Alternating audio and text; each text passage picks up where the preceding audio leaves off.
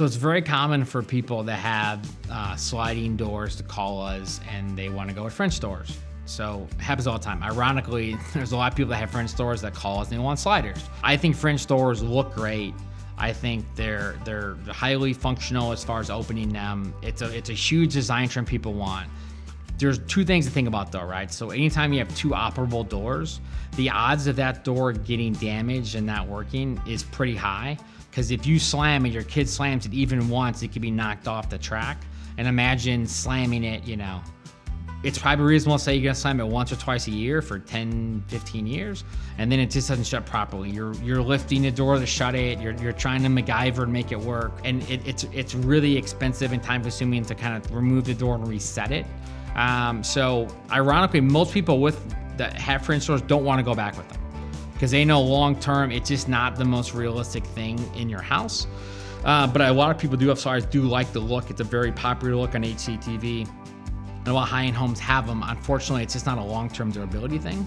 The other thing to consider is that sliders are about almost half the cost. And so it's not because it's cheap, it's because they don't need to make two operable doors. And so anytime you have two doors swing open, it's gonna be a much more expensive, they do a lot of things to make it much more durable. And so it's not a lower quality product, it's that they don't have to use a lot of the same materials or the same engineering. And so you're getting a really durable high-end door for about half the cost. So we do French doors. It's just ironic that we never do French doors. People have French doors.